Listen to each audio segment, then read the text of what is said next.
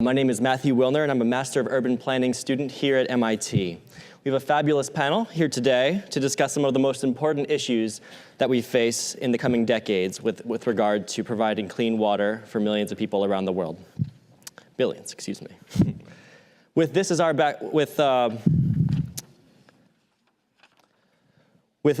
backdrop, we face enormous challenges to ensure clean water and sanitation access to the population centers around the world.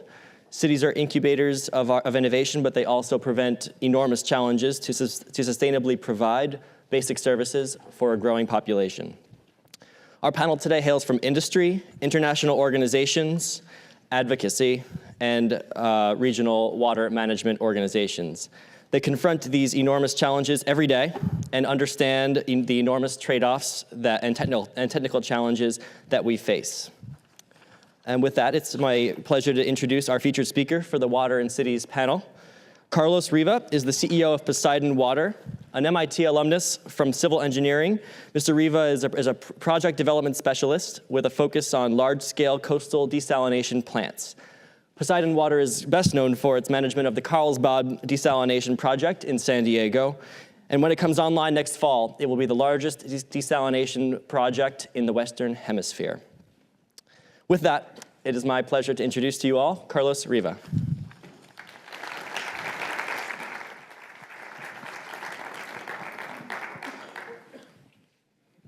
Thank you very much, Matthew, and good afternoon, everybody. It's a real pleasure to be here. As Matthew said, I was an undergraduate here, so I spent a lot of time just across the street in my undergraduate days at the Parsons Water Resources Lab, as it was known then. I think now it's environmental, has a different name. But I remember walking through this area. If there are any MIT folks from that period, this was an iconic building called E19, which was kind of looked like wooden barracks, but it was sort of home to some of the more, iconic and colorful characters at the Institute. And so now it's great to see the facilities have changed, but I hope the population also remains as colorful and iconic as it was back then. In any event, my talk today is to describe the saga of the Carlsbad project, which is a bit of a morality tale that demonstrates some of the challenges and hurdles of trying to do water infrastructure in the United States today. But to start, let me tell you a little bit about Poseidon. We are a private company that partners with public agencies to develop water infrastructure projects. Now, most water infrastructure projects in the U.S., you appreciate, are developed, built under a different model by these various agencies, but we feel that the public-private partnership model has a lot of benefits. In any event, we are seawater desalination development specialists, but also do water projects of other sorts. We have some process patents, but we are technology agnostic, so we try to put together the best technology and the best components of a deal to suit a particular requirement. We are developing the largest seawater desal in the U.S., but we also are a small team, a team which is, frankly, mostly civil engineers with MBAs and some legal background. We have a lot of experience in infrastructure generally, having come from developing power projects, midstream energy infrastructure, renewables, biofuels, and now tackling the water industry. Different projects under development. We're based here in Boston, but have projects elsewhere. So what do we do? What Poseidon Water is really all about is starting to originate project opportunities, maybe see where the market is heading and try to anticipate the need for these assets and facilities. Then we engage with the local stakeholders, that is with the communities, with the political establishment, with potential customers, potential opponents. We find sites, we then go through the permitting, we negotiate the key contracts for sale of water, power supply, construction, engineering, operations and maintenance. and then we arrange for the financing, and then ultimately manage the projects through the construction phase and through the operational phase as owners of the project. So let me move to the case study now of Carlsbad. Back in the late 90s, the company recognized that there was going to be need for significant new facilities of supply in California. So we started seeking out sites, and our approach was to go and find generating facilities that were using once-through cooling for their condenser cooling and co-locate with them. The theory was that these intake and discharge facilities already existed, and so there'd be a very significant capital cost saving. And then, of course, because this water was already being withdrawn and put back into the ocean, that the permitting would be a snap. Well, we were 50% correct. And I'll talk more about some of the permitting issues a bit later. But one site we selected was in Carlsbad, California. This is a picture of the site.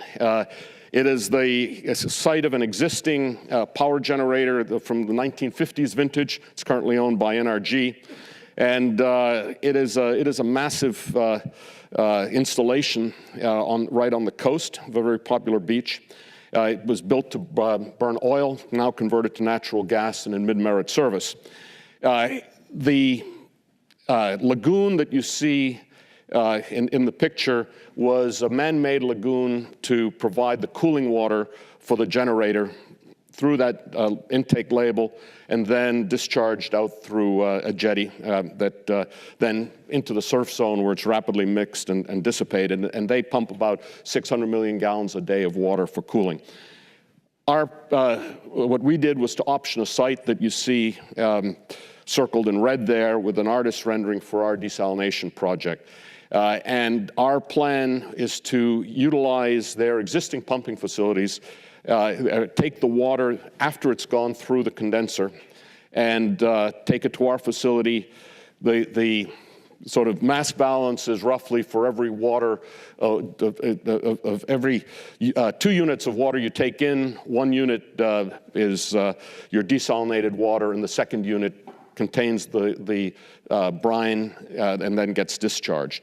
So we would get our source water from there and then discharge our brine, which would be now twice the salinity of seawater, but by first mixing it with some of the additional cooling water so that when it went back into the ocean, it was about 20%, or there was no more than 20% increase over ambient, and again, that would dissipate very quickly. Let me just say that California turned out to be a very arduous permitting process for a number of reasons, not only because of the structure, but because California is actually extremely protective of its coastal zone.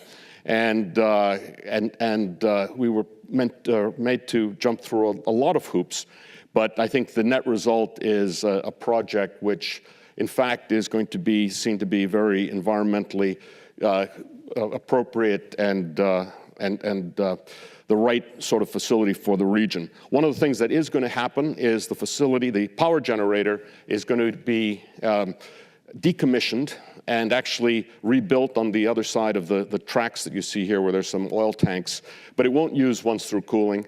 It'll be effectively a peaker unit, so it won't have a condenser.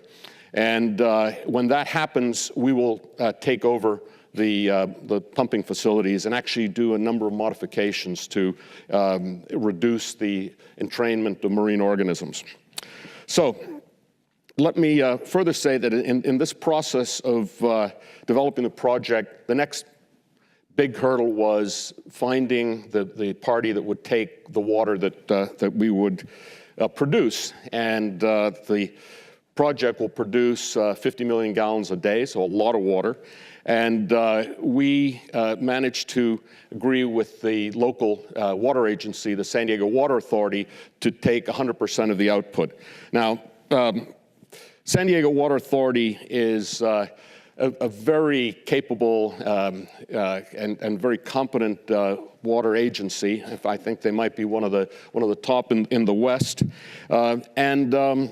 They clearly could have done this themselves, but I think they felt that for a number of reasons it made a lot more sense to partner with a development specialist. So let me just talk about them for a moment. First of all, the project is characterized as a public-private partnership, but it really isn't. In reality, we're selling them power under a 30-year contract.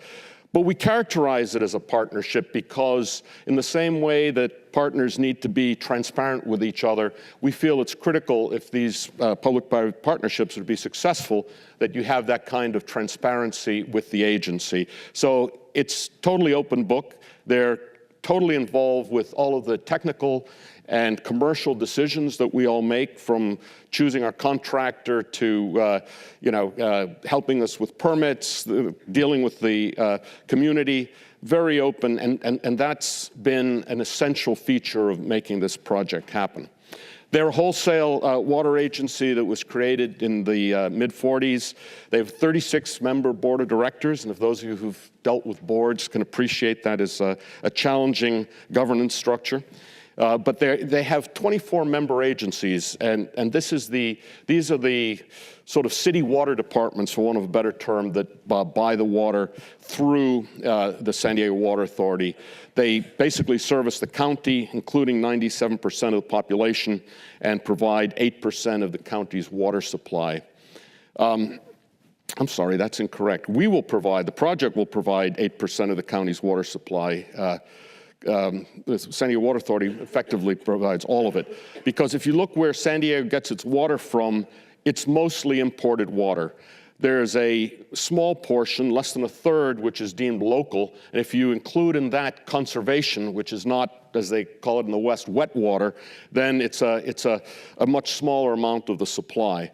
Mostly it comes from the Colorado River and the State Water Project, which is the water that comes from the Sierras through the Bay Delta area. So it's a topic of great concern, particularly in times of drought, that of the San Diego Water Authority. Back in the late 80s, there was a multi-year drought in California, and they were importing 95% of their water supply at the time. Recognize that San Diego is an affected desert that only has the water resources to support about 1/10 of its population. So they felt very threatened and were looking at very severe curtailment of their supply because of the drought. As it happened, there was a torrential march, they call it the Miracle March, where the skies opened, the water, the deluge happened and the reservoirs were filled, so they were saved from serious curtailment. But it really set in the local psyche the need to diversify their supply. So they went on a very deliberate course of finding new sources, and desalination was deemed to be a big part of that. And the reasons were they wanted drought-proof, they wanted earthquake-proof at one level, because there's seen to be seismic hazard from having such a long straw supplying you over such large distances. They wanted local control so they wouldn't have the sort of potential political interference of other agencies making decisions about allocation, which they were not in control of. And so they decided on desal. So the project, again, some of the key facts, it'll produce 54 million gallons a day of potable water. We're selling the water under 30-year contracts to the San Diego Water Authority. It's reverse osmosis is the technology, co-located with the facility owned by NRG. Also included in this, by the way, is a 10-mile pipeline to deliver the water from the site to the aqueduct system of the San Diego Water Authority. 10-mile pipeline doesn't sound like very much, but consider it's a 54-inch pipe, steel, mortar-lined steel, 1-inch thick in the pipe, and overall it's probably about 1/3 of the capital cost of the whole facility. So the project economics, total capital is $923 million. It's financed by a combination of incremental equity as well as project debt. And we were able to sell $756 million of investment-grade debt issued by the state of California, so that it was tax-free, both California tax and federal tax-free. So it was a great time to be doing that. And all this translates into a unit cost of water of a little over $2,000 an acre foot in the first year. So our deal with San Diego Water Authority is all about risk allocation. The private party, Poseidon, took the risks of the getting to financial close and actually financing that. I think we spent on the order of about $70 million in development costs before that happened over a dozen years, so it was quite an undertaking. We take the construction costs, but of course we lay that off to the EPC contractor. We take all the permitting costs. However, the Water Authority wanted to take the interest rate risk on the bonds, which turned out to be a very good deal for them, given the timing. We both share regulatory risk in the sense that if there are new laws that come along that force us to modify the facility, then there are adjustments in the water price to accommodate that. But we take the technology risk, we take the risk that it'll work. And very importantly, the agency takes the market risk. That is, they have to take the water that we produce or pay us. And again, they found this to be the right allocation because they wear the market risk in any event, you know, and it would not be something that a private entity could take at this scale. We take the operating risk. They will own the pipeline after commercial operations, so they take the risk of operating that. And then very importantly, the electricity side. Electricity and the cost of energy is a big part of the cost of desalinated water. So we take the consumption risk, that is the amount of energy it takes to produce a unit of desalinated water, but the Water Authority takes the cost of electricity, the pricing risk. And again, we think that's important because it gives us the continued incentive to drive down electricity usage through a variety of means. So it's kind of an alignment of interests. This is a diagram of how the project is structured from a financial standpoint, very classic project finance structure. In the middle is the Poseidon Resources channel side, which is the project company that holds all of the permits, the site lease, the other contracts, and on the top is the Water Authority, which is the off-taker, and as such provides the credit underpinning for the project. So the Water Authority is a AA plus water utility, and so their credit support to the debt here is crucial and allowed us to get a BB minus investment grade credit rating for the project. The equity capital comes from a third-party equity provider, an infrastructure fund called Stone Peak. And then the debt came from our bonds, tax-free bonds that were issued. The project is being built by a consortium of Kiewit and Shea contractors, and IDE, or Israel Desalination Engineering, is the technology provider, and they will also be the long-term operator. But they are a subcontractor to the EPC contractor, and so it's all a very seamless structure. Just a little bragging here. In 2012, the project received a number of accolades that we're very proud of, not only being the largest project financing in the US of that year, but a number of other infrastructure and desalination Deal of the Year awards. So it made a big splash, but of course, that's only the start of construction. We're hoping for more when it goes online. Let me just say a few things about the environmental issues, because I think they're critically important. First of all, I think there are really three issues that are most concerning to people, at least that are most vocalized by potential opponents. One is the impact on marine life as you're drawing in such large volumes of seawater. The other is the impact on marine life as you're discharging brine back into the sea. And of course, it's only brine. There's nothing else that's going in there. And then what's generally called, under the category of greenhouse gases because of the electricity consumption. And there's no combustion, there's no discharges into the atmosphere, nothing of that sort. So in the first instance, we argued during the permitting that since we weren't taking in any more water than the utility already was, that is the power generator, and they were already mitigating for that, then we shouldn't be held to that, to have additional mitigation measures. But of course, since the power generator is shutting down, then we need to step into that role. And we have calculated the impact on marine life. It's not big fish. It's big fish swim away. It's little, very small fish that might get entrained, and then larvae and single cell sea life that might can't swim away and gets entrained into the facility where it'll perish. And it's not, in the greater scheme of things, a large number. It's been calculated by Scripps Institute and others that it's on the order of what a pelican eats in a day, or what the productive capacity of several halibuts on an annual basis. But it is not zero. And what we have done to mitigate that is to restore some 60 acres of wetlands that are, that's what's shown here. This is actually in South San Diego Harbor, where there are salt works.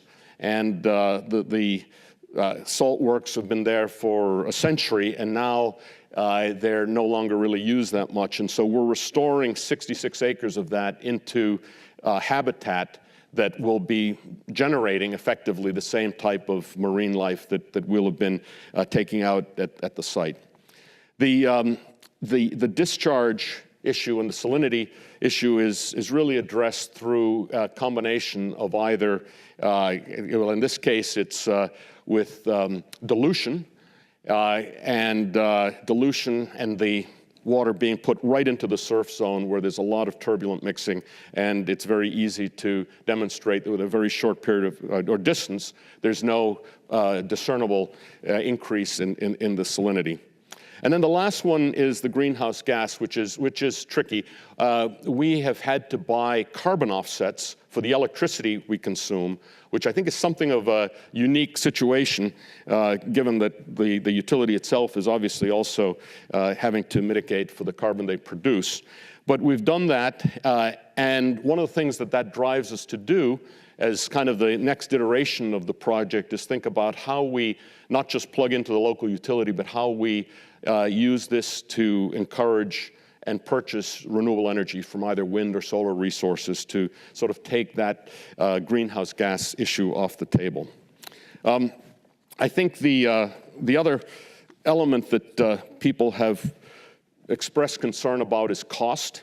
The first year cost of this water is less than, rather more than the imported cost, and we recognize that. But over a 30-year term, we can demonstrate that this is in fact cheaper water than continuing to import water.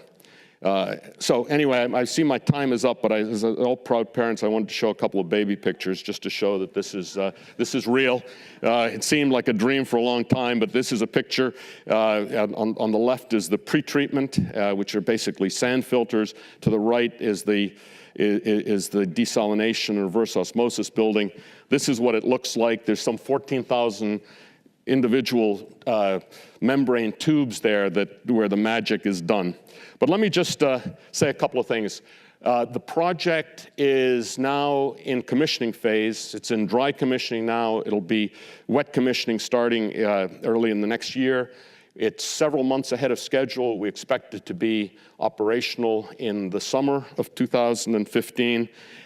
And I think there's a couple of reasons why this is important. First, it's for all of the drought and concerns about the drought, it's the only new water that's being delivered in California. A lot of the rest of it is about use, but this is new water that was not available beforehand. Secondly, I think that this is a validation of the large-scale seawater desal in the United States. To me, it's incredible that when you talk about desal in the United States and you say, well, this has been done in Mediterranean, in Israel, in Australia, plants of equal size, people still say, yeah, but show me, the same thing in the United States. But I think that's going to be important. I think it's going to be a huge validation of the PPP model in the water industry. And then finally, and this is one of my favorites, I think that this is going to be a facility that can be used and that will have the incentive to innovate and continue to improve. And the importance of that is for new technology which is being developed, we have the ability to test it out in a real commercial facility and have the incentive to do it. And it's something which is very difficult, I think, for municipal agencies that are very conservative, very risk averse. And I think that that's held back a lot of innovation in the water sector. So we want to be at the start of that, and wish us luck. So thank you very much.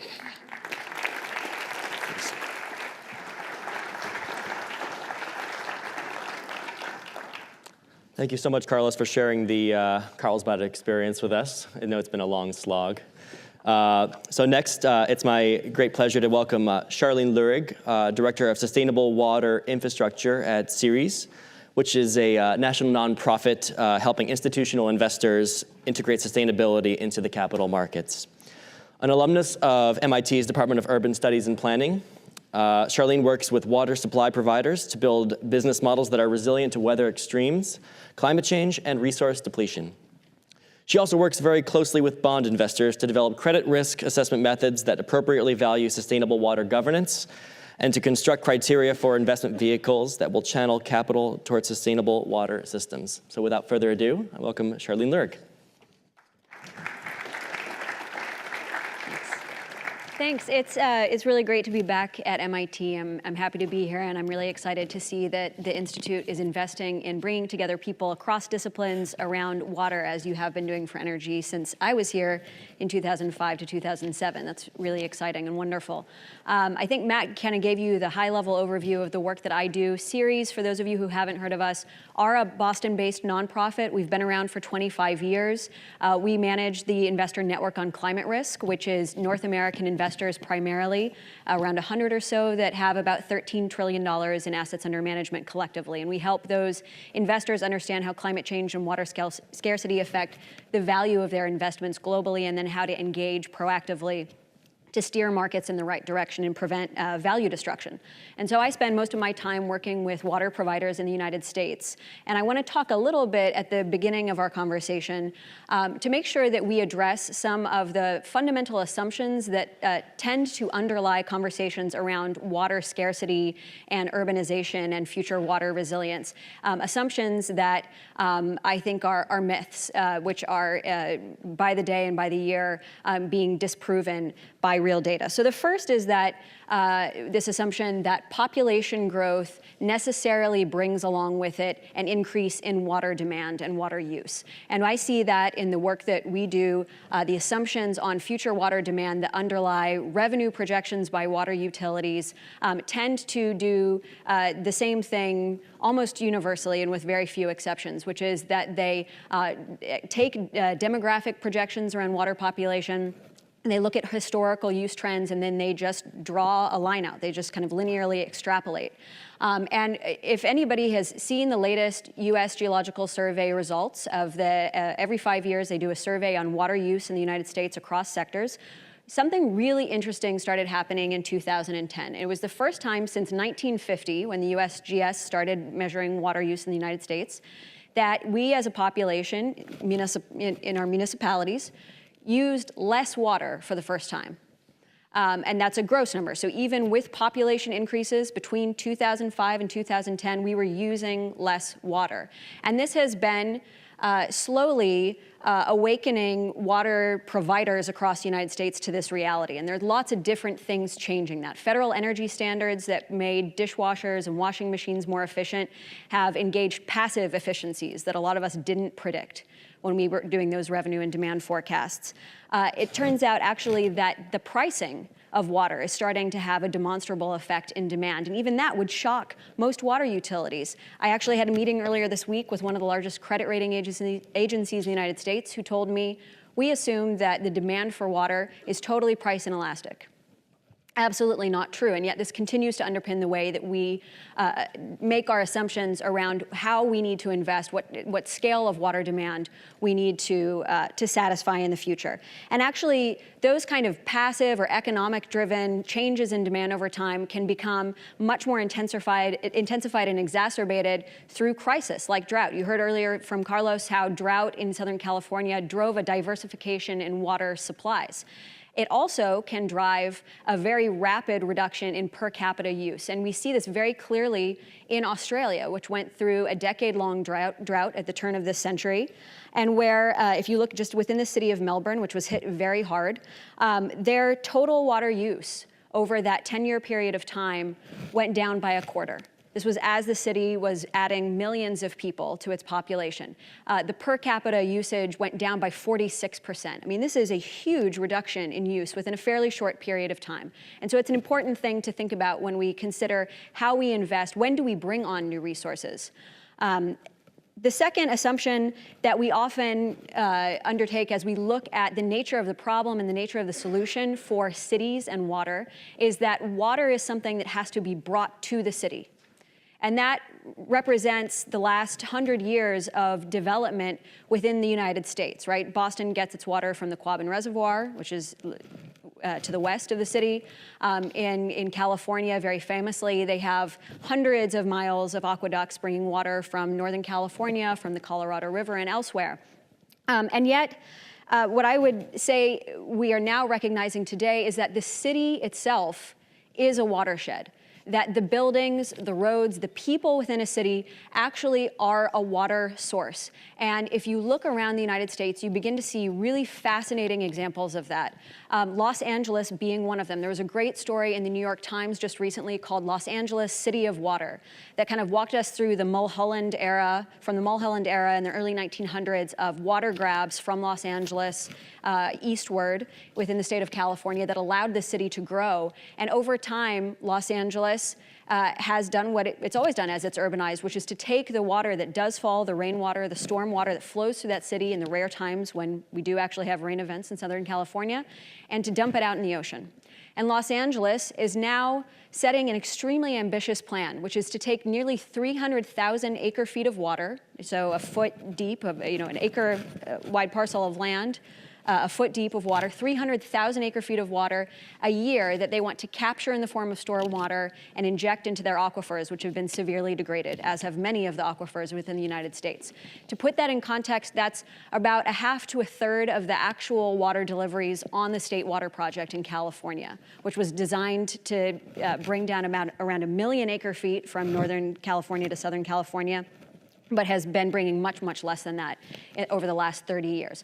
So that's a huge commitment on behalf of Los Angeles. But it's not just Los Angeles. KB Homes, which is one of the largest single-family home providers in the United States, now sells a single-family home product called the Double Net Zero House, which produces all of its own electricity in the form of solar, and also has its own on-site gray water system that takes all the water that comes out of toilets and sinks, treats it to non-potable purposes, and uses it for outdoor watering. And that house uses 70% less water than a typical single-family home in Southern California. The examples go on and on. San Francisco Public Utility Commission is actually treating all of its own wastewater on-site in its own headquarters, actually through a system that goes out onto the sidewalk in the form of tidal wetlands that have been built there, goes through the cafeterias, ultimately reused within the building. San Francisco isn't just doing this in terms of implementing technology within its own building, it's actually disrupting its own monopolistic service model. and saying we will actually broker water sales between buildings within the city. If you will commit as a buyer and as a seller to a 10-year contract, we'll help you fund up to $500,000 worth of the additional piping or whatever it is that you need to build. And the first example of that will be BART, the rapid transit line in San Francisco, which every day pumps up foundation drainage water from its tunnels and sends it down into the sewer system. They'll actually start sending that water to NRG, which operates a heat steam loop in downtown San Francisco. So the city is a water source.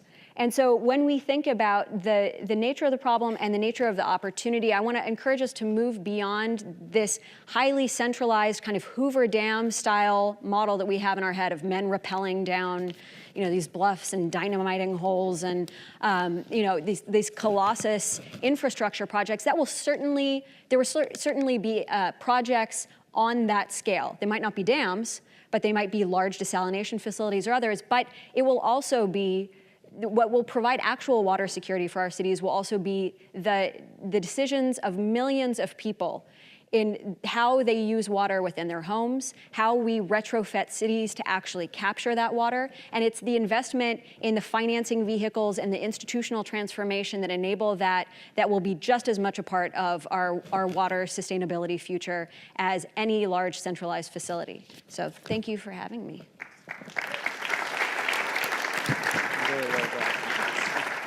Thank you so much, Charlene. Next, I'm very happy to introduce Daniel Moss. Mr. Moss currently focuses on the human right to water and sanitation and urban-rural partnerships for sustainable watershed management. Also an alumnus of MIT's Department of Urban Studies and Planning, Mr. Moss coordinates Our Water Commons and works as a consultant with NGOs, development banks, and philanthropic organizations. Through his work, Mr. Moss seeks to strengthen the public delivery of water services. Without further ado, I welcome Daniel Moss.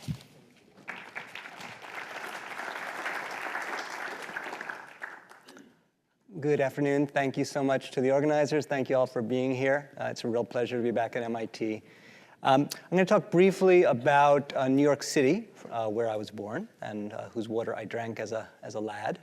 And I'm going to talk a little bit about some of the lessons of New York that have been percolating around the world, some of you folks. And I'm just curious, how many people here know the kind of New York City watershed protection story? Okay, we got a good number. So I'll kind of race through that and talk a little bit more of the applications and the lessons that other water operators are learning throughout the world. And I particularly work in Latin America.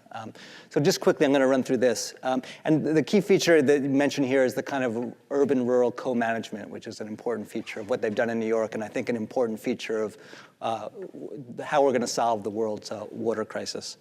New York City's water supply principally from upstate New York, about 125 miles from the furthest part of the watershed in the Catskills, and a closer in watershed in Croton, closer to the water, which interestingly just had a long debate about desal in Rockland County, where they, in a different kind of deliberation, decided not to pursue desal. So we can talk about that further, about why some places choose desal, others don't. But in this case, what they were most interested in is preserving a very pristine water source from these two watersheds upstream and being able to deliver that to New York City's 9 million water consumers.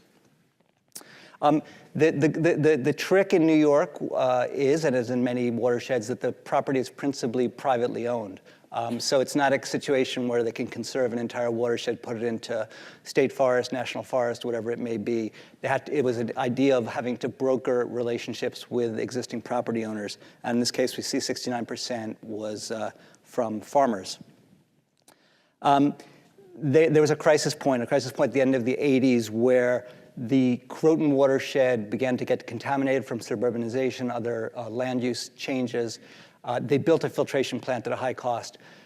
The bulk of the New York City water comes from farther up in the Catskill, Delaware watershed. They were at a decision-making point, a threshold to decide what they could do to mitigate the contamination problems that were ensuing. The EPA was alerted, put pressure on the New York City Water Authority to improve their water quality. The EPA mandated the building of a filtration plant. New York City, through an innovative program that I'll describe very, very briefly, was able to obviate the need for the gray infrastructure, the building of the $6 billion treatment plant, by working with upstream farmers to reduce the contaminants that were coming into the New York City water supply. So it was there was a new, it kind of coincided with a moment of a change of leadership within the New York City Water Authority. Albert Appleton looked at the data. Am I going to build the $6 billion treatment plant? Am I going to work with upstream farmers to reduce the contaminants? He went for the green infrastructure, working with the farmers. The process began principally as a regulatory measure where they came down hard on the farmers to stop contaminating the watershed. It blew up. It became a very difficult relationship. They changed horses in midstream, so to speak, and they pursued more of a listening project of 18 months, kitchen meetings with the farmers, working on the basis, resting their work, the improvements on the existing farmers organization. So importantly, recognizing that there were important actors in the watershed that had a stake in what was happening there, and could they find that mutuality of self-interest? And here's just kind of a basic chart of looking for mutual self-interest. So some of these case lessons that came, it's a long story about sitting down together and hammering out an agreement. I think most importantly, it turned into a voluntary program where the farmers organization actually took responsibility for recruiting participants in the program. And the participants in the program, with financing from the New York City Water Authority, were making changes to their farm excrement management systems so that they could adhere to water quality standards. But they were responsible for getting their neighbors into the program. It wasn't New York City organizing it. And importantly, New York City really only has a very limited role in the governance of this and the allocation of this money. They have a seat on the board of something called the Watershed Agricultural Council, which is the group that makes the decisions about how this how the financing ought to be invested in watershed improvements. Part of that money is also used to work with municipalities on sewage treatment, which was another important point source contaminant for the water as well. So they took advantage of a crisis and an opportunity. And there were a number of things that were a risk for the water utility that were able to be mitigated by this green infrastructure investment.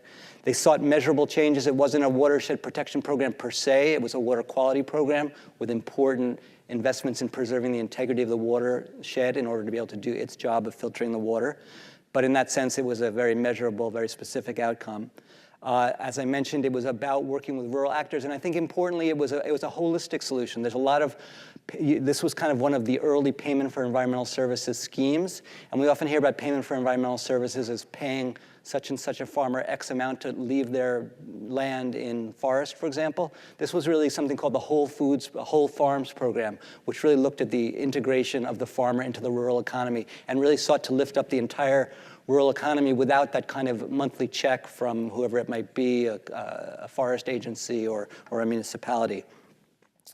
It took to heart some of the lessons of Elinor Ostrom, who won the Nobel Prize, who studied common pool resource management, that those that protect a common good must have the opportunity to participate in the modification of rules. So again, at the center of this whole program was the farmers, the stewards of the watershed. They identified sustainable sources of financing for watershed protection. So that is, the New York City Water Authority didn't produce a watershed fund, for example, which are increasingly common with groups like the Nature Conservancy. They built it into their tariff structure, which required some negotiation with the Environmental Protection Agency and other regulators, and we can talk about that later. But importantly, it became an operating cost. And so it wasn't something that could be kind of put off later when there needed to be other, when it became, the fund was decapitalized or whatever. This was an ongoing source of revenue. They worked internally, so they recognized that there was a lot of retraining that needed to happen internally. There was a lot of work that needed to happen with engineers that were used to laying pipe, but now had to go work with the farmers on how to manage an manure excrement program. And they created water citizens. I think one of the interesting things about this is the kind of public education with water consumers in New York. And even today, one of the reasons why New York has New York City and the New York City Water Authority and has put pressure on the Governor Cuomo to oppose fracking in New York is that the water consumers in New York City are very aware of where their water comes from, and they're very alarmed by any kind of threats for water. And I think if we look at what's really going to ensure the sustainability of our water sources over the long term, it's us water citizens that have a say-so or are concerned about what's happening. So I think that kind of education is really key. And just to say, this work sort of led to some work I've been doing with the Inter-American Development Bank to work with their cohort of water borrowers, urban water utilities from Lima, Quito, Montevideo, et cetera, that are grappling with this issue about how to protect their water sources. So we did a survey with them, and I can give you a link for that survey if you're interested. It's in Spanish, obviously. We worked with again, the Latin American water operators. And we looked at we asked a number of questions, and this question is, what are the principal obstacles to working on watershed issues from within your utility? The two ones here that are highlighted are that there's no financing, which is that we can get into a conversation about green infrastructure financing. And the second thing is that the issue of governance is very complicated, that obviously water utilities in an urban setting don't have any jurisdiction upstream. So it becomes a very complicated stakeholder dialogue, how to resolve those issues about who's doing what in the watershed. And we just recently put on a very interesting conversation as part of the Latin American Association of Water Operators in Buenos Aires, where we had this conversation about their strategies to protect their water sources. And I think, importantly, the last logo there is the Water Operators Partnership. And this is a platform under UN Habitat, which is the Global Water Operators Partnership. And it's a learning platform. So just to say that this is an issue we're all learning about, and I think what their commitment of these folks at this meeting was about was that we need to continue to work with one another, learn from one another. There's some really positive examples of some water utilities like Medellin, like Quito, Ecuador, that are doing terrific work, that are really advanced, and there's other ones that, for various reasons, are much slower to go along. So the solution that they're seeing is to really tighten up a public-to-public water utility peer learning process so that together they can learn to overcome these obstacles. So thank you very much.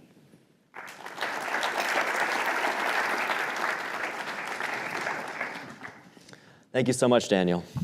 Finally, it is my great pleasure to introduce Alastair Morrison. Mr. Morrison has been working in the water industry for over 20 years in all corners of the world. Currently, Mr. Morrison is a Senior Operations Officer for the 2030 Water Resources Group in the International Finance Corporation down in Washington, D.C.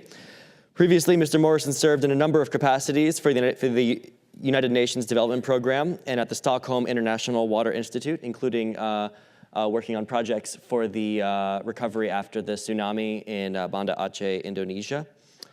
Through his experience, Mr. Morrison brings perspectives on water resource management, infrastructure, sanitation, and disaster risk reduction. So without further ado, Alastair Morrison. Thank you. And it's a great pleasure. This is the first time I've visited the other Cambridge, so to meet you all and see how it compares. Okay. Going the wrong way. Okay, so I'm working at the 2030 Water Resources Group, which was set up about 8 years ago by the World Economic Forum in Geneva in Switzerland. It was set up by a number of major companies who are very concerned about the impact the freshwater gap, water resources scarcity, was having on business, on communities, on their staff, and their investments. They published a signature report, Closing the Water Gap, which just noted just how unsustainable the path we are on is. Water demand is rising rapidly. We are making improvements in technology, which would improve the efficiency with which you use the water. And we are able to improve supply by some infrastructure, such as the large schemes in California. But there would still be a huge gap, up to 40% shortage globally in water supply, water resources, if business as usual continued as we were doing this. And the environmental costs, the economic costs, the social costs would be tremendous if action wasn't taken, action isn't accelerated to close that gap. Many businesses would become economical, many facilities would have to shut down, investments would be put on hold, they would be cancelled, there'd be enormous social pressures and social pain due to lack of water resources. Just to state, at the moment we're working in 6 countries. I'm covering the work in Latin America. But in Mexico, of 653 aquifers, 106 of them are severely overexploited, and the water gap could exceed 23 million meters cubed there. In Peru, there are certain agricultural catchments, such as in the Ica area, where over-abstraction is so high, the aquifer is likely to run dry in about 8 to 9 years, that all the asparagus we eat here will not be possible to, unless something dramatic happens, it will not be available anymore in as little as 8 years' time. In Asia, many of the power plants, are in very highly stressed water areas. So a lack of water could have major implications on the energy and the power grids. They simply cannot function the rate at which water is being used and the lack of resources. And these drivers, yes, population growth is a factor, increasing prosperity, ever larger middle classes wanting more meat-rich diets, wanting more showers and jacuzzis and pools and using much more water per capita is a factor. Urbanization is a major factor, people moving. For example, in Peru, Lima is growing rapidly in population. People are actually moving into areas where it's becoming more and more difficult to provide water. More people moving to California, places like that, moving to Spain and Europe. For some reason, we like living in sunny places, but we don't get the water there. So what are we doing about it? Our group was set up by members of the World Economic Forum, working together with the big international finance institutions such as IDB, the World Bank, the regional development banks, several large companies, and the Swiss and the Swedish governments came together to set up a group to tackle and work on water resources issues in countries. And so typically we are working in large middle-income countries, rapidly developing countries where the problem may be most acute. So first of all, we do a situation analysis. We look at what is the problem, where is the problem, what sectors are affected, and we come up with suggestions and ideas about potential courses of action. So we can commission analytical work to assess specific contextual water resources challenges. As we've heard today, every catchment is different. The challenges can be very different from a hydrological point of view, from a social and environmental point of view. There are common threads, but there can be quite different contextual issues, and especially when you move between different countries, the politics, the governance of the water sector varies enormously. One of our key objectives is to convene a high-level group of stakeholders, top politicians, top business people, NGO directors, heads of civil society, who want to work together to tackle this subject. For example, in Peru, we have the first female prime minister of Peru, Beatriz Moreno, and a potential presidential candidate on our steering board, Pedro Pablo Kuczynski, they are on our steering board and they're working with us to identify these solutions. So we believe having high-level political capital at the highest level on board is necessary to overcome some of the barriers to good water resources management. So using the convening power of international governments, the United Nations system, the World Bank, other politicians, senior politicians, talking to their peers, you can actually overcome some of the practical political objectives that have stopped us making progress in certain countries. So we are forming multi-stakeholder platforms. At the moment, we have platforms operational in South Africa, Kenya, Tanzania, Mongolia, India, and Peru, working in this way. We're looking to expand the program into more countries soon. So once these platforms are formed, once we've done analytical work, we facilitate working groups to tackle aspects of the water resources challenges. We have, for example, a working group on mining and water in South Africa. They have groups, mining companies, providing treated water to municipalities. This is actually cheaper for the municipality. It's better for the mining companies. They get a credit towards their water allocation for the water they provide. And it is better for the river in between the mine and the municipality, which now does not receive acid mine waste drainage. So we believe that by getting the private sector, the public sector, civil society working together, there are projects like that which involve different actors, which would not have taken off before. One problem in this sector could be people are working in silos. You know, a project could be very good for the municipality, but it's not good for, you know, a project is worthwhile if its benefits for the municipality, for agriculture, for industry are all lumped together. But if one specific ministry looks at it, it doesn't pay, and therefore it doesn't get off the ground. The Water Resources Group was originated by the World Economic Forum.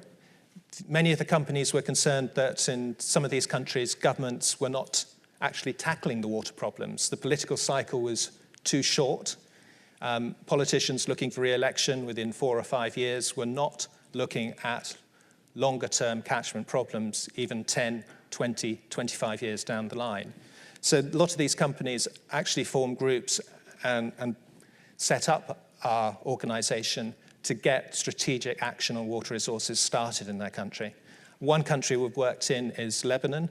We were approached by a group of Lebanese business people who are frustrated that there was very little water work being carried out by their government. I imagine their government has other concerns and many other priorities at the moment, but they were very concerned about the impact of poor water resources on their businesses and on their communities in which they worked in, and they came to us to help set up there's talks in progress about setting up another multi-stakeholder platform there. But why is the private sector interested in involvement? They are, in most countries, one of the main users of water. They either directly by manufacturing or producing products, indirectly through agricultural products, and they represent, in many cases, there are disputes or disagreements over water allocations between different parts of the private sector. You can have a mining company using water in the upstream part of a catchment, competing with an agricultural food company downstream. So they need to come together to have constructive conversations about how that water is used. Should a system of water rights be initiated? Are there other mechanisms? What is the appropriate mechanism to share that water for the overall good of the country?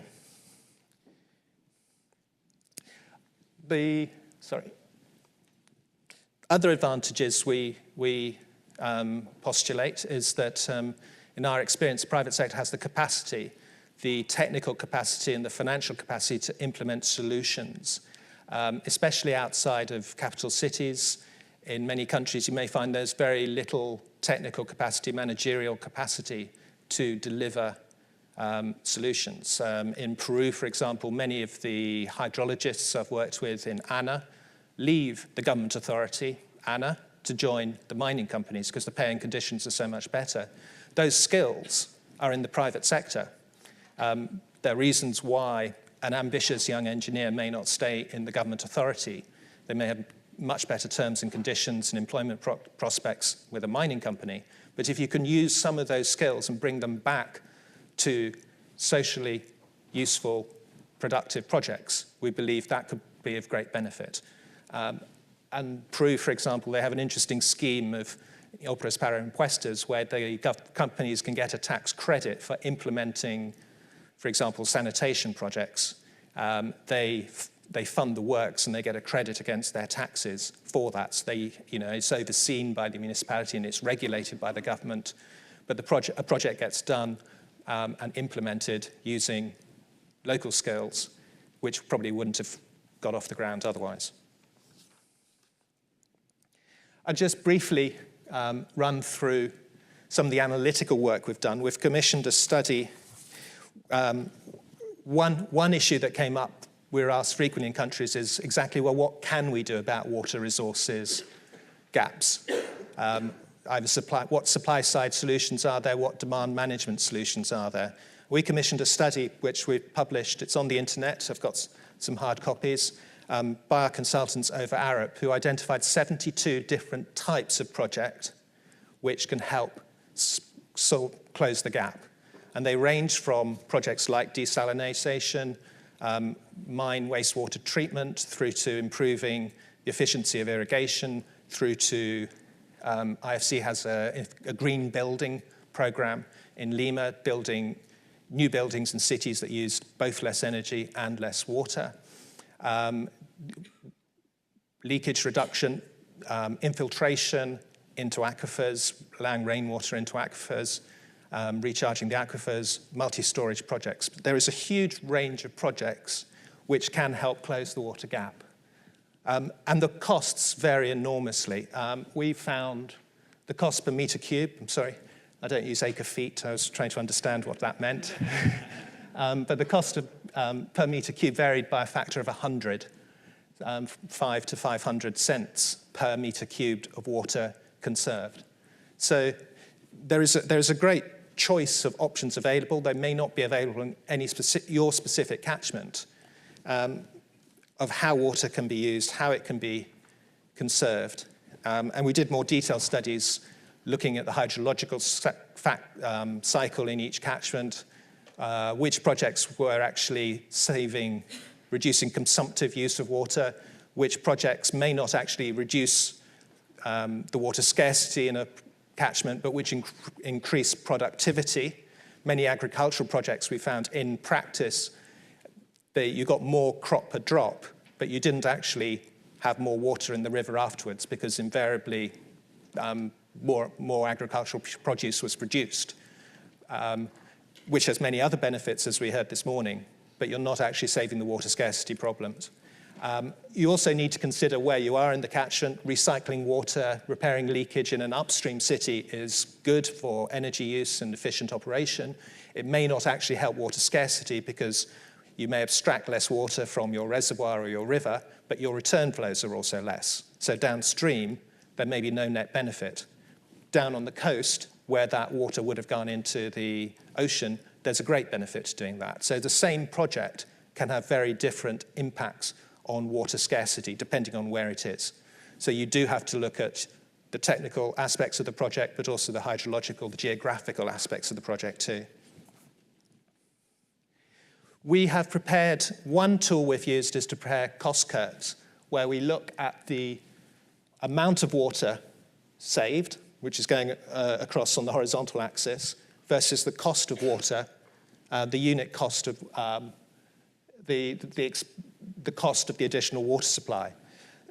What we have, and this shows quite clearly in this particular catchment, this was a project done in Jordan, that different types of interventions save you more, can save more water in a particular catchment and will cost different amounts. What this is showing below the line is this is actually a negative cost. This is a saving. If you repair the leaks in your pipes, if you do pressure control, reducing the pressure in the pipes at certain times of day, you can actually save yourself costs by carrying out these interventions. You save money and you save here, 150 million cubic meters of water. So why isn't this being done? It comes back to the politics. It comes back to some political or some governance issues to why people aren't investing in leakage control, for example. But if you did invest in that, you'd have an immediate return economically and environmentally in this catchment. And as you go, maybe some of the more high-tech solutions, as you move to the right, you can see pest control, sprinkler irrigation, wastewater reuse. They still save water, but the unit cost can become much higher. They may be politically easier to implement, so there are reasons why those are chosen, but they may not save you as much water, and the cost per meter cubed saved could be much higher. We've drawn up graphs like this for several different catchments because the options and the potential savings all differ in each catchment, and the costs, which could be labor-related costs, energy-related costs, will also vary in each and every catchment.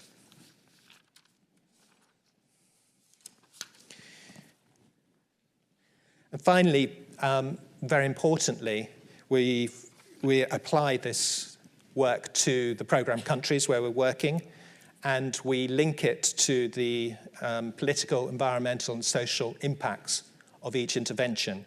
We've just recently completed a large study in 6 coastal catchments in Peru, where we did the hydroeconomic curves, looking at how much water could be saved and how much it cost. But we also carried out a series of workshops and consultations with a range of stakeholders to look at what are the political impacts of doing this, how acceptable would this be, what environmental impacts and opportunities would come out of this work, what social impacts and social opportunities would come out of this work, and factored this all into a prioritization scheme, which the ANA and the local authorities within ANA are going to take forward next year. But we're looking at, for example, social impacts on certain water projects could endanger people's health and safety. Some could improve it. Better resilience, better protection from natural disasters, better sanitation, which improves people's health. There are social opportunities in some water projects. Others, major storage schemes may involve displacing people. There are significant social costs. So after doing the economic and the hydrological ranking, we had a workshop to work out, well, which of these other factors do you value most? What weighting do you give to these other factors? And then we ran that back into the model to prioritize. We came up with new sets of priorities, and it was interesting. A shift moved from originally storage schemes came out very well, but a lot of sanitation schemes, urban sanitation schemes, rose up the rankings in the catchments we were looking at in Peru. Again, different societies will value the different factors differently, and the opportunities and the impacts are going to be different in every catchment. But by taking into account all the environmental and social factors, you can find a very different suite of projects emerging as your priorities. The country has recently finished its National Water Resources Plan. They identified the need for $46 billion of funding for the water sector. There's an urgent need to prioritize and decide, well, which of those projects should be implemented first? Where is that funding going to come from? And we're very pleased about how this work has been received, and look forward to taking it forward next year. Thank you very much.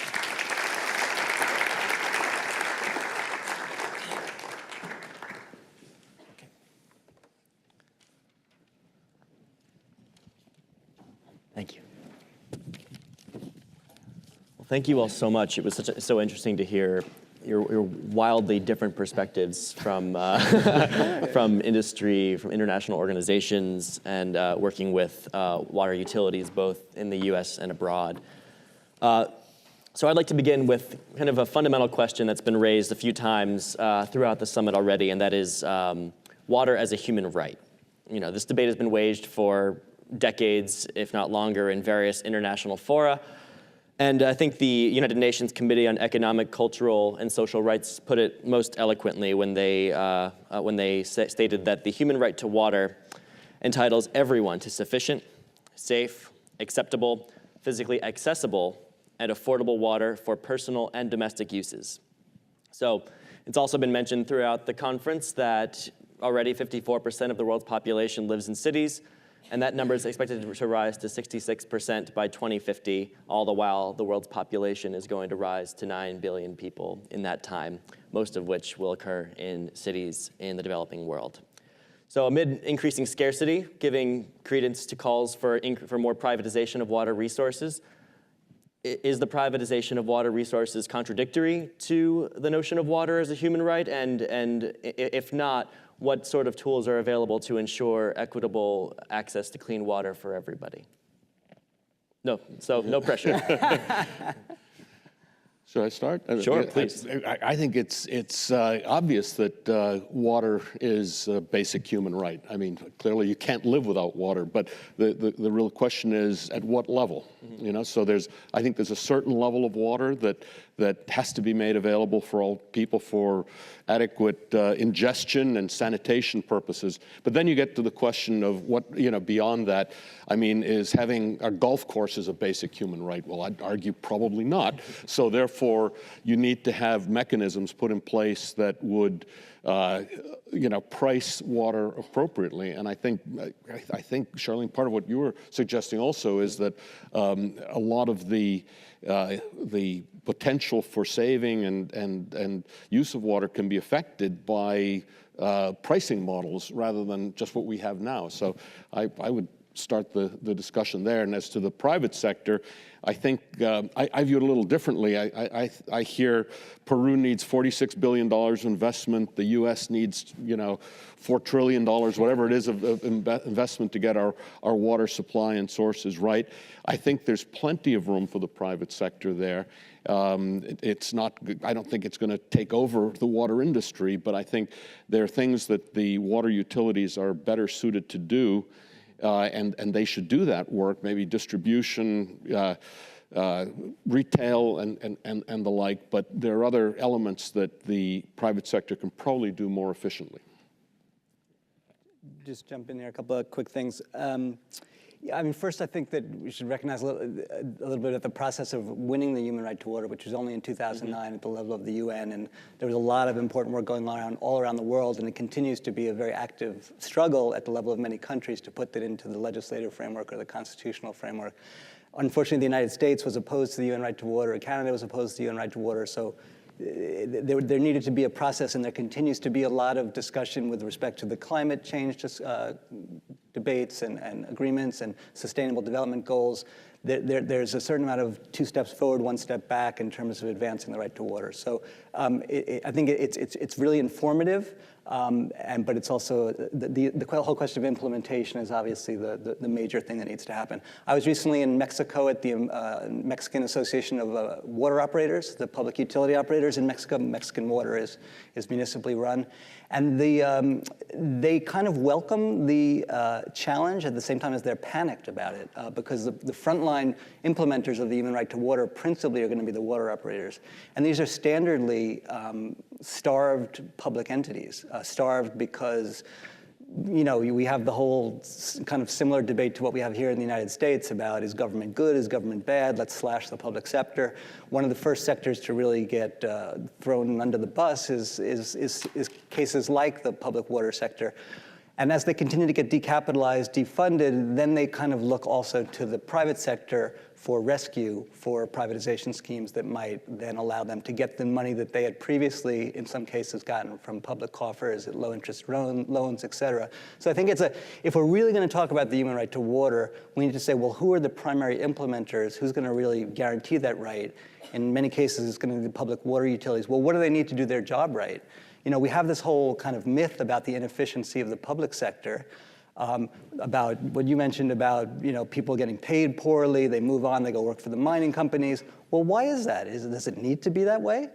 These used to be great jobs, the public sector jobs, good pensions, good training. That used to be sort of the norm, and now it's become increasingly a less desirable job. So I think to implement the human right to water properly, we need to fortify the public institutions that are delivering that right to water. And I think that means in all senses. That means to provide subsidized credit for infrastructure improvements. I think that means to be not to bust unions, but to support unions and really support the workforce, to be able to learn, to be able to make the changes, to make sure that all communities are really getting the human right to water.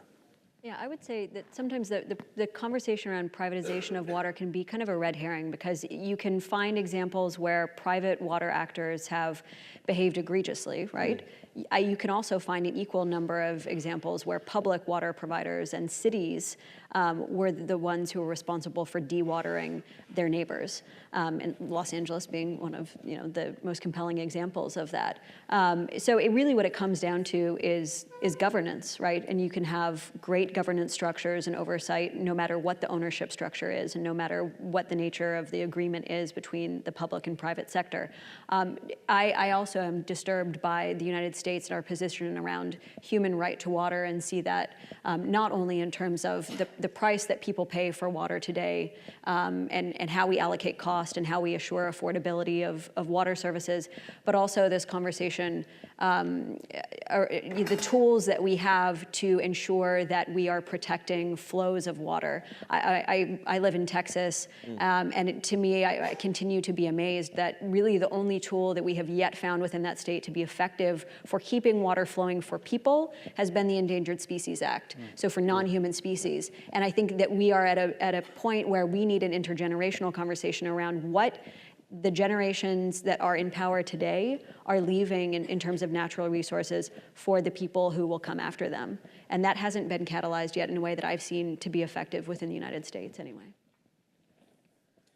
I would just reflect, I mean, in the declaration you quoted, the word affordable is key. I mean, everybody should get water. We all need it to survive. We don't necessarily need it for swimming pools and golf courses. I think the figure of 3% of your income is considered affordable. It's not necessarily free. If you do not pay, there's no incentive to use water carefully.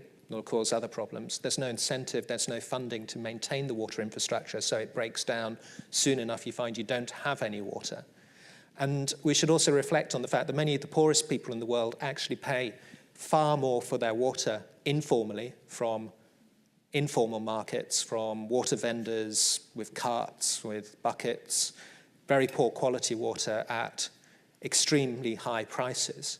I worked with Oxfam in Angola, and the only way we could get water into our house was to stand on the street waving a $100 bill at the water tankers coming round.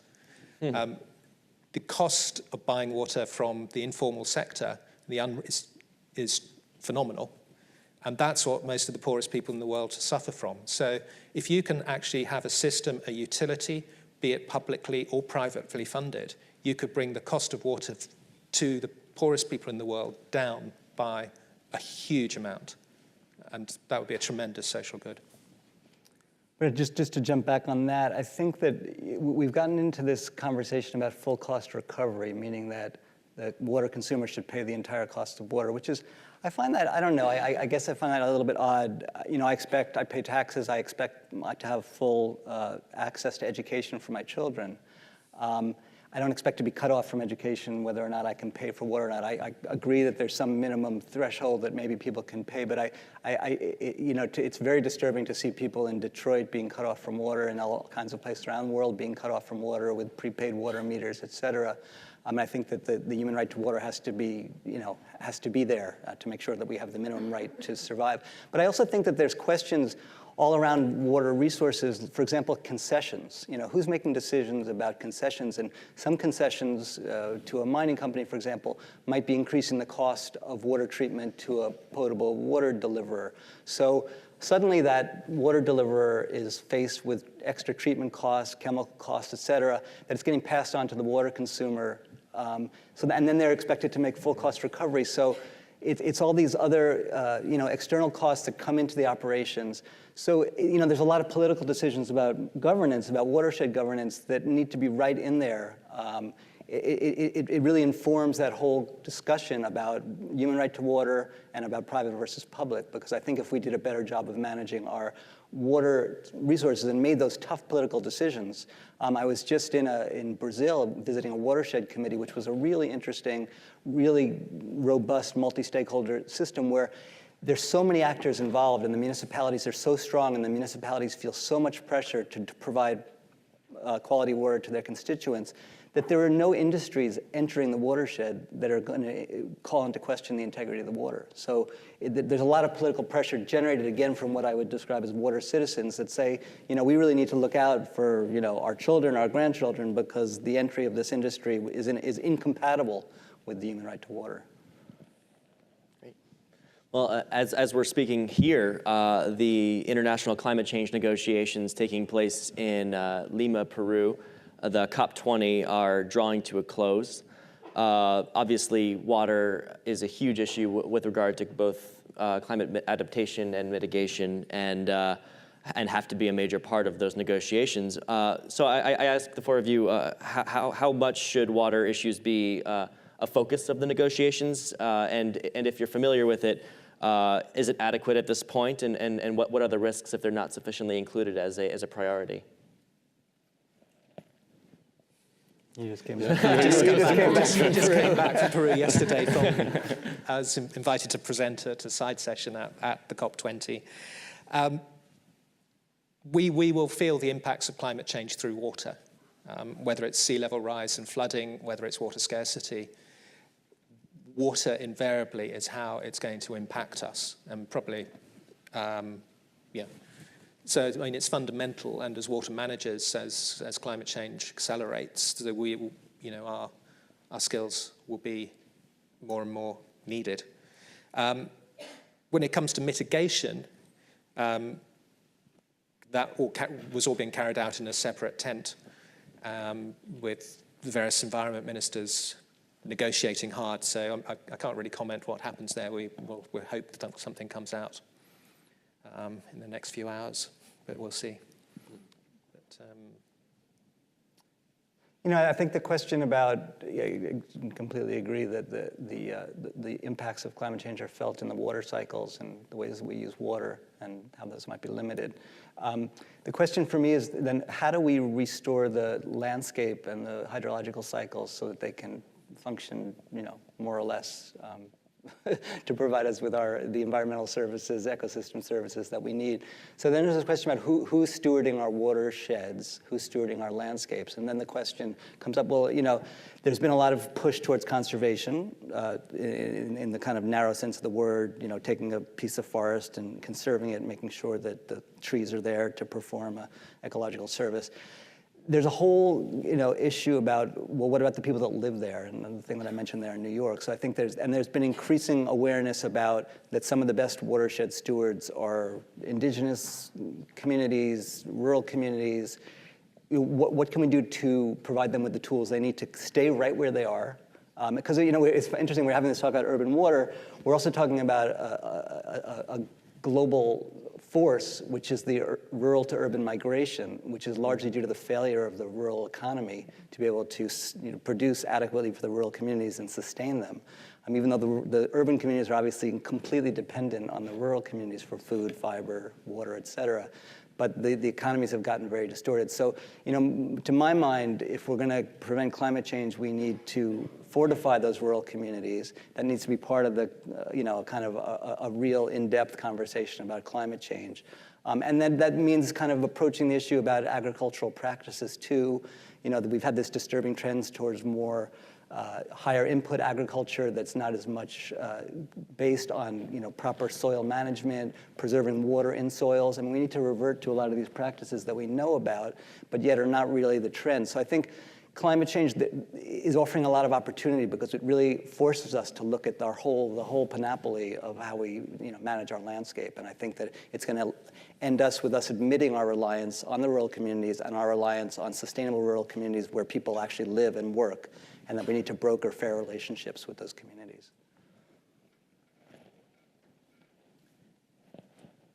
I mean, I wasn't myself in Lima this week or last week, but from what I understand, there continues to be, as Alistair was describing, a breakdown between the dialogue around climate mitigation and adaptation, which fails in a number of ways. One, it fails to recognize the embedded energy potential within the water sector, which is enormous.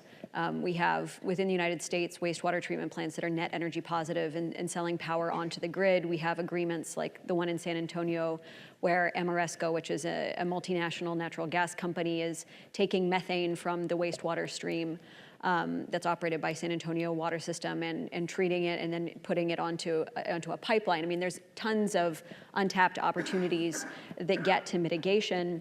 We also have an immense opportunity with, you know, the identification of funding for climate adaptation to fund really perverse maladaptive things. And I think that continues to be the concern of lots of different people who are looking at what we understand right now from a scientific vantage around what types of decisions we can make on adapting to climate change. You know, we work with water utilities in the Mountain West who are, in some cases, employing climatologists and trying to understand how they begin to integrate climate science into their decision-making process for capital planning. We know that snowpack will be reduced. They'll lose massive amounts of storage in their water systems from that snowpack.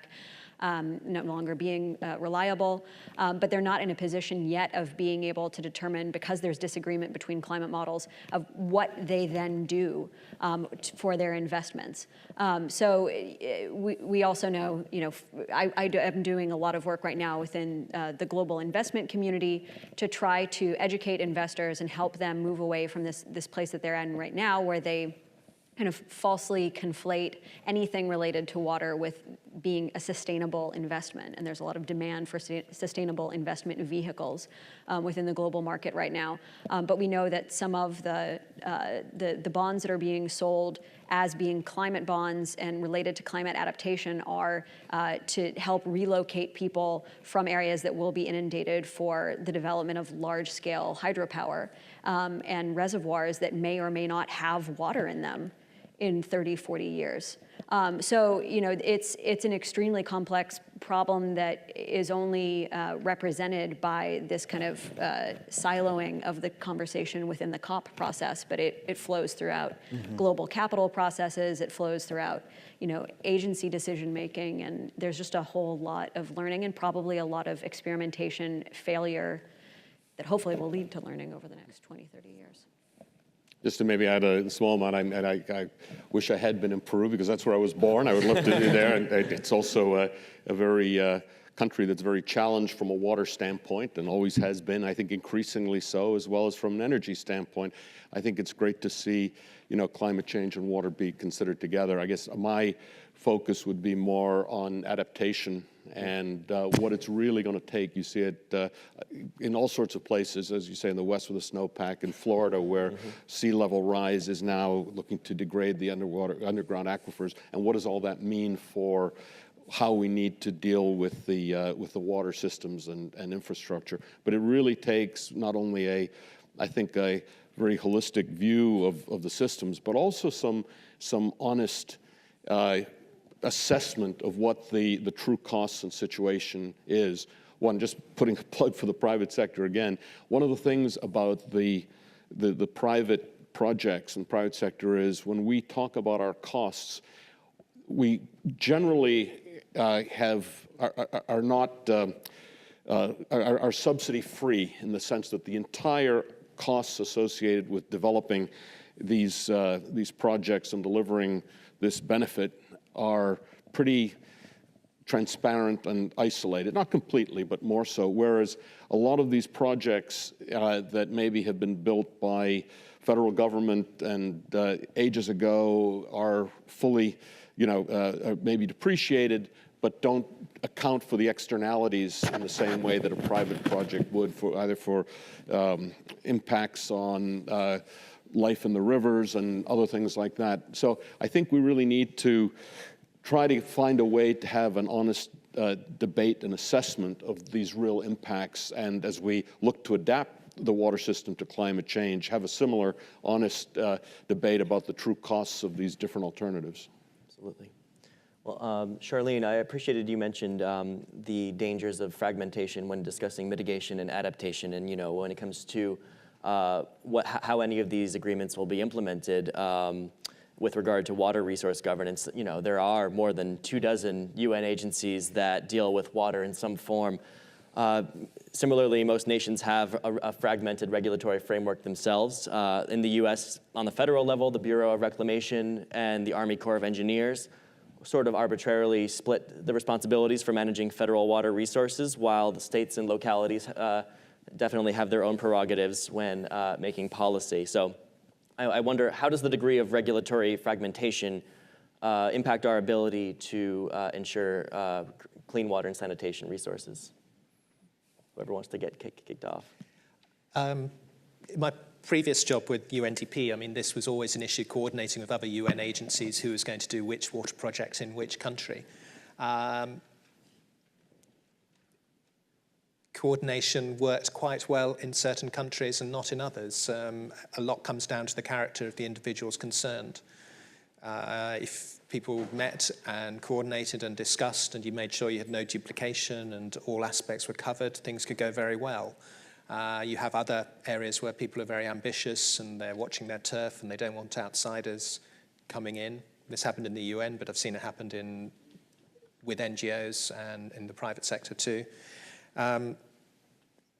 One example, when I worked in Indonesia after the tsunami, we had 506 international organizations all coming in to do reconstruction work, running around trying to work in their village, and the villagers just receiving offers of support from 5 different international organizations saying yes to all of them, not knowing who would actually come back and who actually would honor their commitments. and who wouldn't.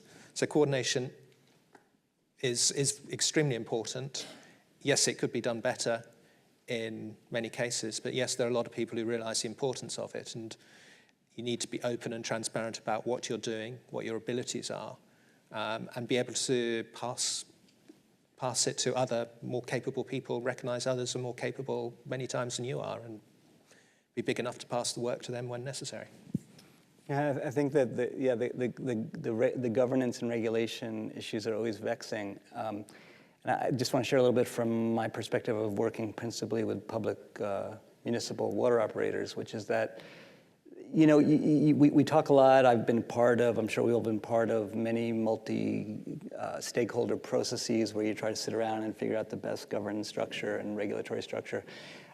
When I've been working with municipalities, I kind of think of municipalities as a privileged actor, because a lot of times what we have is we have these multi-stakeholder sessions where there's so many actors. It's not clear who's in control, who's taking the leadership, et cetera. At the end of the day, with respect to the cities and the public water operators, they're the ones, again, that are implementing the human right to water, making sure the water is coming out of the faucets or where the local tap. So I think that the issue about regulation is that it has to be somewhat driven by the principal providers. And so what I've seen in some of the more positive aspects, and what I said in the case of New York, is you have a water operator that has a particular need, is doing some innovation, and then they're being in a negotiation with the regulators about what's going to work best to solve the problem. I work with a bunch of municipalities in northern El Salvador and Honduras and Guatemala. They formed a consortium of municipalities that are trying to resolve some of their watershed issues, which then involves them working with their independent ministries of agriculture and environment. But I think that you build a certain power base from a bunch of public providers that are then in a political position to be able to negotiate with regulators. And I think that that's important. And I think that it's important from the point of view of that it puts the consumers first. And then you begin to engage in a way that makes the regulators adapt and also use their expertise. But at the end of the day, the proof of the pudding is whether, you know, people are getting a good supply of affordable water. I think we're starting to see improvements, and there's still a long way to go. But, you know, the Clean Water Act and the state revolving funds that are administered, you know, funded through the EPA and administered by state agencies, you can now use that for energy efficiency projects. I mean, that's a pretty remarkable thing, and certainly would not have been the case, you know, 10 years ago. And it recognizes the embedded water demand within energy, right? And I think we're beginning to see a lot more willingness by regulators and by operating agencies who are starting to really understand the fundamental economics and the mutual relationships between resource recovery or waste management, energy, and water. And there's some really fascinating examples. So one of them that I think is maybe not so unique in terms of what they're doing, but at least in the way that they're talking about what they're doing and kind of the narrative that they tell is Alexandria, the city of Alexandria in Virginia, which is for those of you who are familiar with Alexandria and which is right across the Potomac River from Washington, D.C., you know that the Potomac River, as much as 10 years ago, you know, had raw wastewater routinely flooding into it. It was a highly impaired waterway. Upstream, you have tons of chicken farm operations. At one point when I was growing up there, people were going swimming in the Potomac River and actually getting lesions from this bizarre organism that was caused by all of this pollution. And I mean, it was like really horrible stuff. So you have this entity, Alexandria Wastewater System, which at that time was called Alexandria Sanitation Agency, that was finding themselves in this position of being very highly regulated for wastewater effluent and nutrient levels within the Potomac, and trying to figure out how on earth they were going to continue to operate and do it in any sort of economically feasible way. And had at least the benefit of having a board that was willing to be innovative and to look, you know, step outside of the very traditional, very slow to innovate kind of water sanitation world, and rebranded themselves as Alexandria Renew Enterprises. And so they started looking at what they actually created. Were they simply a wastewater treatment entity, Or were they a water provider? You know, they had wastewater effluent, but actually that's a water input to someone. If they could find a way of retrofitting their facility to generate energy, they could also start selling energy, or at the very least using it for their own processes. They could start recovering phosphorus and nitrogen that could be used by somebody else, because that's somebody's economic input. And they were able to work with their regulators to put that type of practice into place. And we're starting to see more and more and more of that. But, you know, I wouldn't say it's the overwhelming trend at this point. And just one comment. I mean, when I think of the water industry and how it's evolved, you know, the water companies and communities started by getting surface water from rivers, ponds, et cetera. It wasn't that complicated. And it was very precious locally. And so the whole regulatory entities grew up very small, very fragmented, very local. And I think that's fine as long as it's a local problem. But as soon as you start getting regional problems and optimization of a need for regional solutions, that doesn't work very well. And, you know, while this may be heresy, I think there's a role for more higher level government mandate to solve some of these larger problems. Doesn't mean that they have to be prescriptive, but they should be able to override some of the jealously guarded local concerns that can be an impediment to making progress. Absolutely. You know, I have many more questions I would be really thrilled to ask you all while I have you here. But I want to make sure we have some time to open it up to questions from the audience. So if any of you folks are interested in asking any questions, we have, I believe we have volunteers who are fearlessly willing to travel around with the mics to ensure that you can ask your questions. So please raise your hand if you want to ask a question. Please introduce yourself and state where you're from. And most importantly, please do ask a question.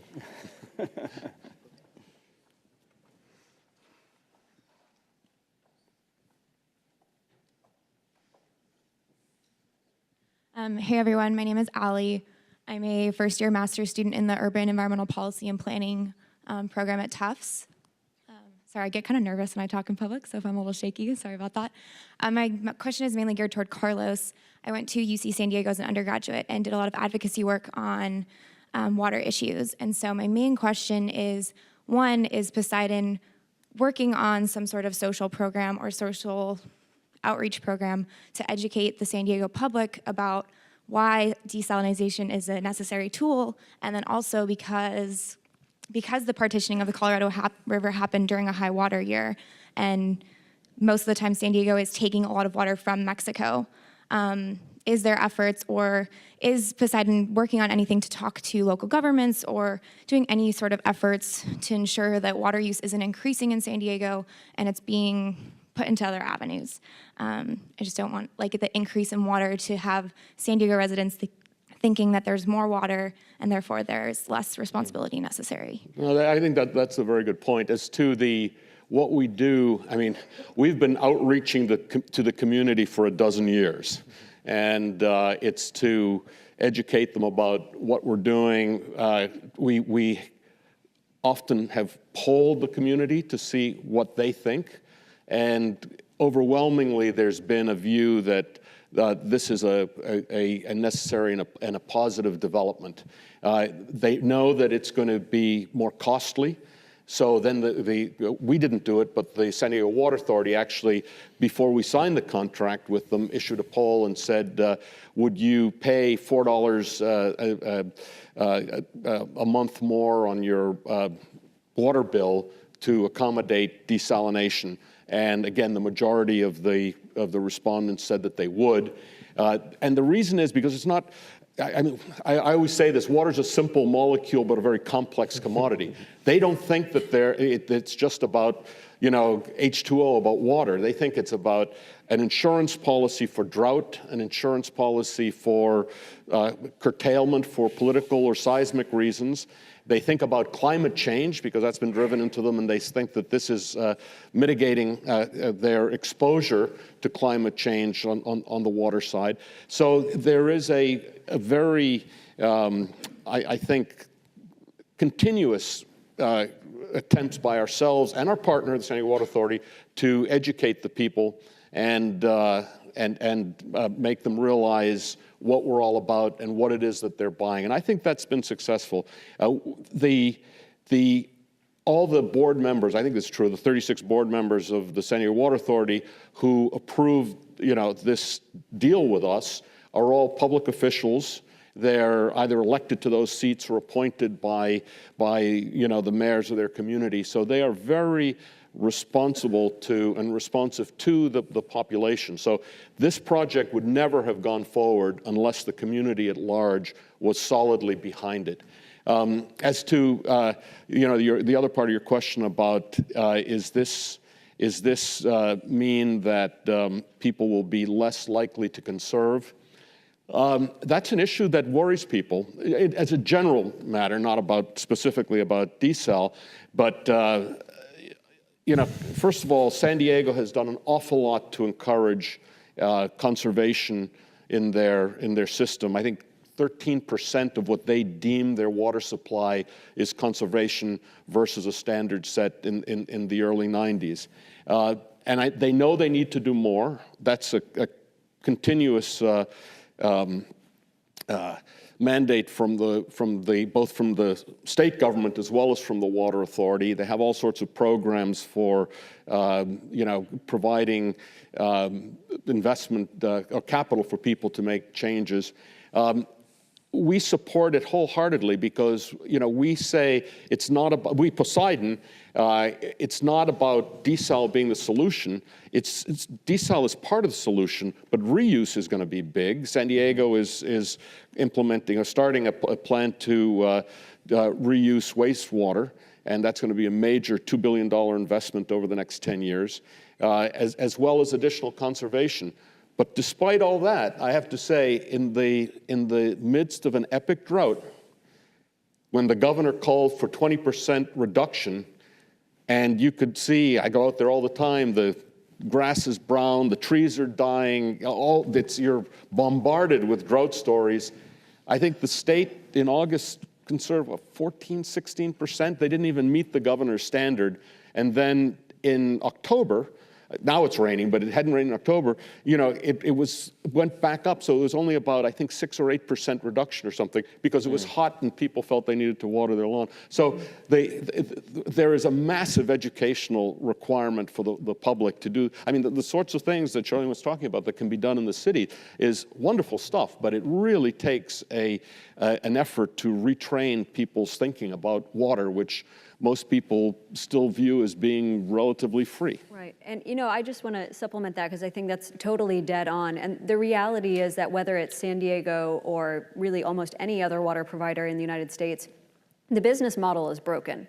We have got to deploy massive amounts of capital into new infrastructure because the hydrological context in which cities are having to provide reliable water is changing. It will continue to change. We're going to have to invest in desal, aquifer storage and recovery, water reuse, stormwater capture and recharge, you name it.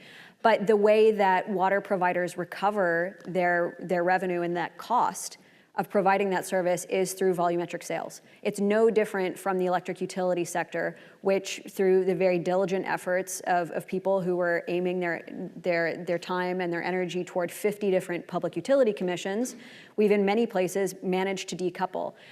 The water industry is nowhere close to that, and the problem is it's such a highly disaggregated sector. We have something like 50,000 regulated entities within the United States. Now, most of those are really small, serving a single trailer park or whatever, but even still, if you only capture the largest of them, you have thousands of different decision-making bodies who have to agree to undertake that business model transformation.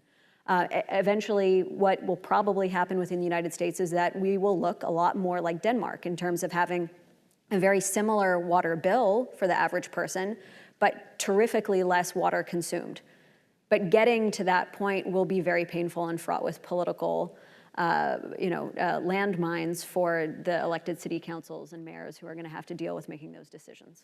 And just to interject, just to remember that as far as the figures I've seen is that municipal water use, given the overall water use, is maybe only 10 or under 20% anyway, and we're talking about agriculture being more like 70%, industry being more like 20%. So, you know, it's funny that the conversation about conservation is a little bit about industry, but it's almost entirely about household and almost nothing about agriculture.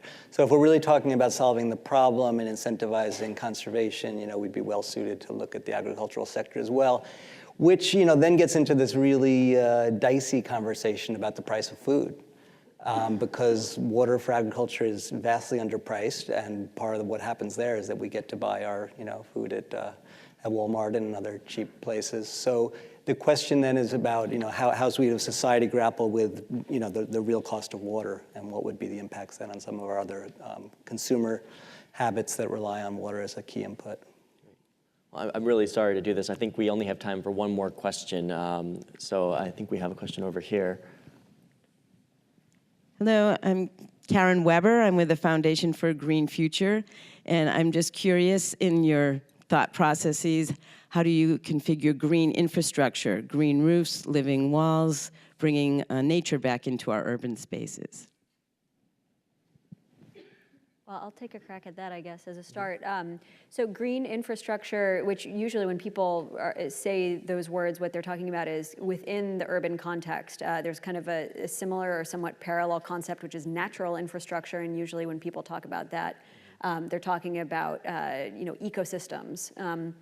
So green infrastructure has been making headlines. The city of Philadelphia, which has never managed to be able to comply with the Clean Water Act and had combined sewage overflows ever since that act was signed into law in the 70s, finally, just recently came to an agreement with the EPA after a consent decree was issued that said you will comply with the Clean Water Act, and decided that rather than building a $6 billion network of deep tunnel storage systems and whatever for those 4-inch, 7-inch, whatever rainfalls that occasionally happen, that they were going to try to do it through kind of an interwoven tapestry of gray infrastructure and then green roofs, tearing up impermeable surface and deploying kind of smaller scale storage retention basins across the city, which is awesome. And there are a lot of other cities that have been doing that. In Ohio, they decided to do a project that's green infrastructure, even though it's the same cost as a deep tunnel system, just because they thought that it would create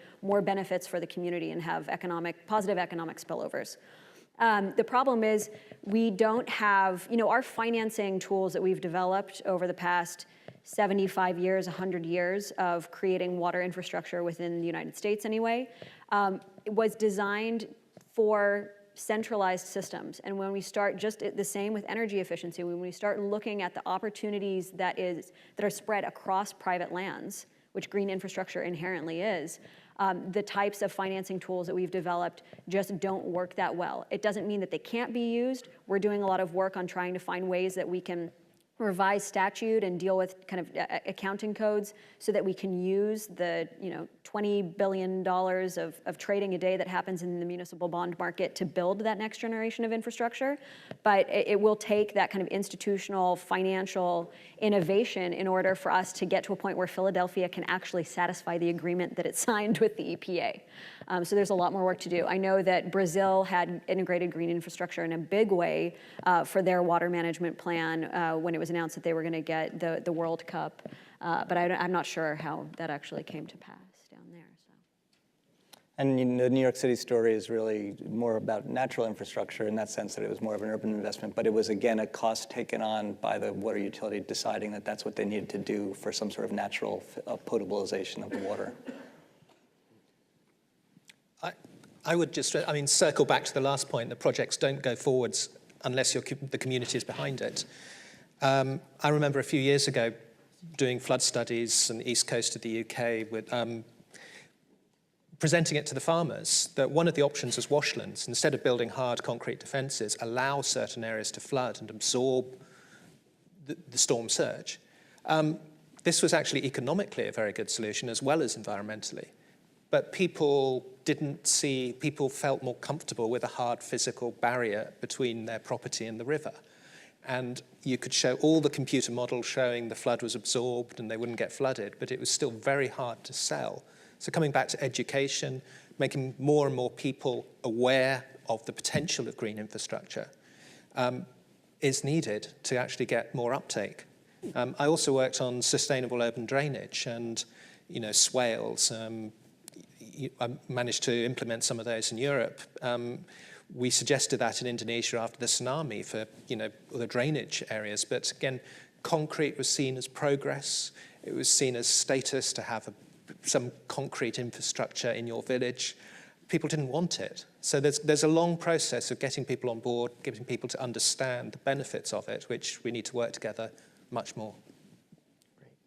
Well, that about wraps it up. Thank you all for coming so much. Immediately following this is going to be the Water and Our Industries panel. And I just want to thank our excellent panelists one more time for coming here.